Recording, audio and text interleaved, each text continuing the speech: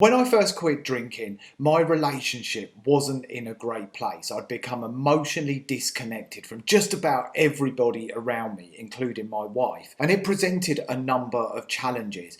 I do wonder if I'd continued drinking, where our relationship would be today. And part of my journey after I quit drinking was to look at all the different aspects of myself, my life, my relationships, and really look at what I needed to do to improve them and heal things as I went forward. And one of the big things that came up for me was learning about the different attachment styles that people can have in the dynamics of an intimate relationship. And I found it absolutely fascinating. And I truly believe that understanding attachment styles can really help us not only improve our relationships, but understand more about ourselves, more about our partner, and it can truly help us when we want to quit drinking.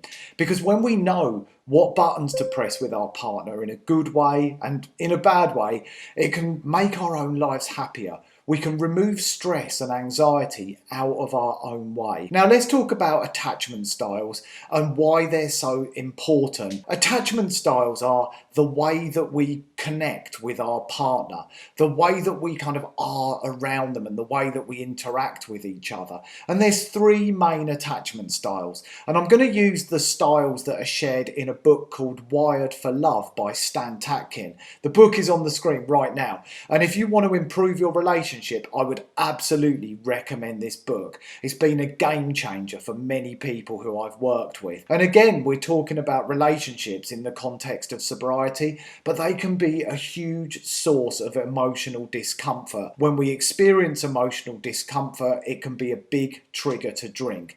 So exploring this is something that's really healthy and really helpful, and it's going to send you further down that path to being alcohol-free long term. So these attachment styles are the way that we relate to the people that we love, and specifically our partner, our spouse, our boyfriend, girlfriend, whatever it may be.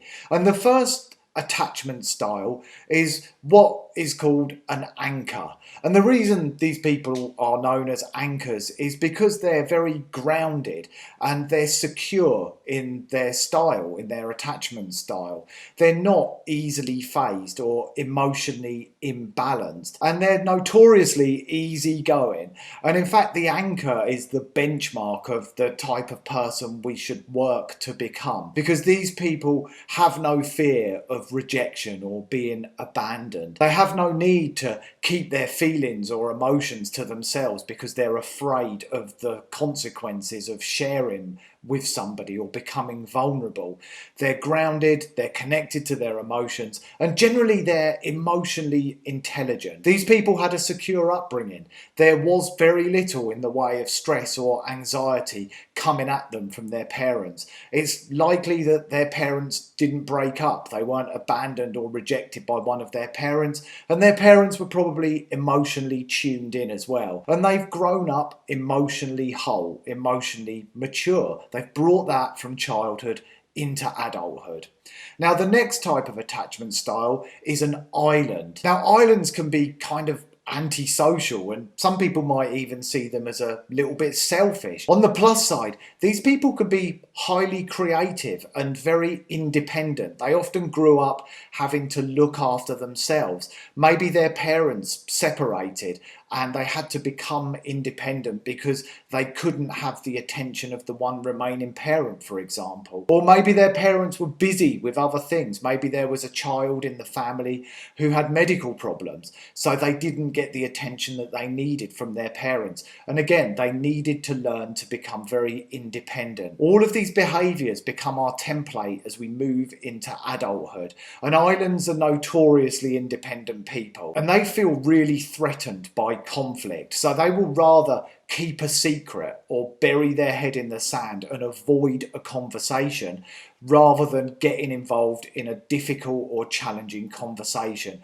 Conflict makes islands want to just stay on their island. They don't want anybody around them. Islands will often feel comfortable in solitude. They like to be on their own, which is why they're called islands. They enjoy being sat on their own island away from everybody else, in a place where they don't have to share their feelings, where they don't have to talk about emotions and where they don't have to engage in uncomfortable conversations or get involved in conflict. So an island will have learned these behaviours from their upbringing. Very often they will be symbolic of the way that one of their parents will have behaved or the dynamic between their own parents. Sometimes it can be hard to spot, but when you become curious about it and explore it, you'll start to notice the similarities. And very often we end up with people who share the dynamic that we had with our parents or our parents had with each other. Again, it can be tricky to spot, but when we start looking, when we get curious and inquisitive and put it under the spotlight, it can be very easy to see it. And again, the reason that I'm sharing this with you, these attachment style dynamics, is so you can understand yourself better, you can understand your partner better, and you can learn what buttons to press. If you know more about their attachment style and you know, for example, that your partner really struggles with anything that is symbolic of rejection, which is exactly what happens to me, then you know that that's something to be mindful of. If you know that your partner struggles when they feel they're being treated unfairly, then you know that that's an area to avoid. And in fact, the opposite to that is treating them fairly. So you know what buttons to press in a positive way and you know what buttons to avoid in a negative way. The more you understand this, the more you're going to make your own life easier, the more you're going to remove potential triggers to drink out of your own way. Now, the remaining attachment style is called waves, and I encounter many waves through my work as a sobriety coach. Maybe it's because I'm a wave myself, and it's important to share that people can be parts of all of these attachment styles. So you don't have to pigeonhole yourself into one specific attachment style. You can have characteristics of several of them. Now, waves, unlike islands, tend to be quite needy. They will be very upfront about their feelings, their emotions. They'll often wear their heart on their sleeve and talk about exactly how they're feeling. Very often waves have got something from their past about rejection or abandonment. In my case, my biological father was completely disinterested in me after I was born, and then he left the family just a couple of years after that. Now, waves will reach out, they want to be loved, they want to feel wanted, but actually they're also afraid of being loved. They fear the rejection that might come alongside that. So waves may come in, just like a wave will come in on the beach, and look for love. And again, it can come across as quite needy.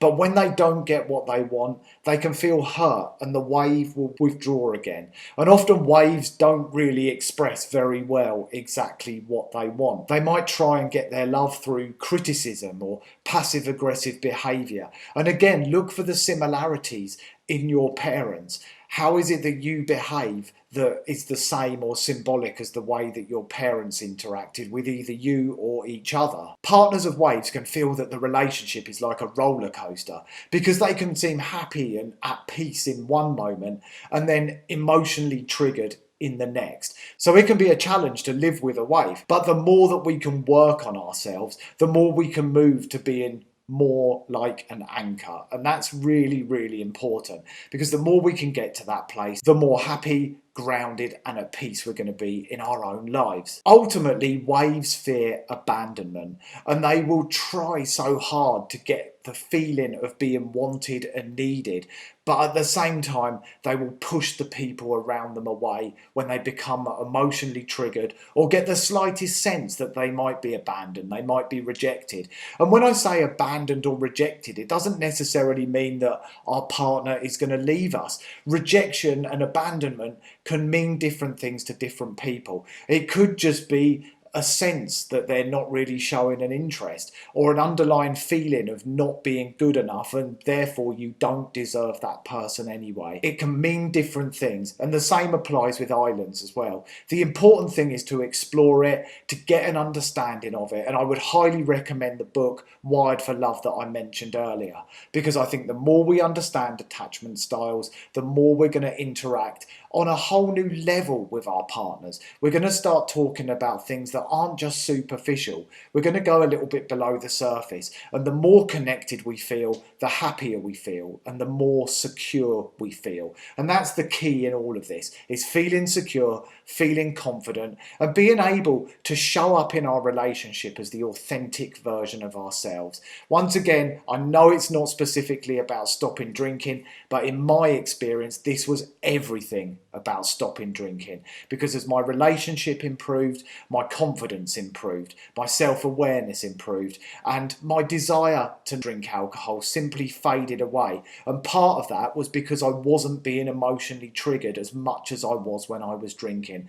I really, really hope that this helps you start on that journey to not only quitting drinking, but to finding out something about you and your partner that helps you connect on a new level and get to a place where you probably are going to feel a whole lot happier.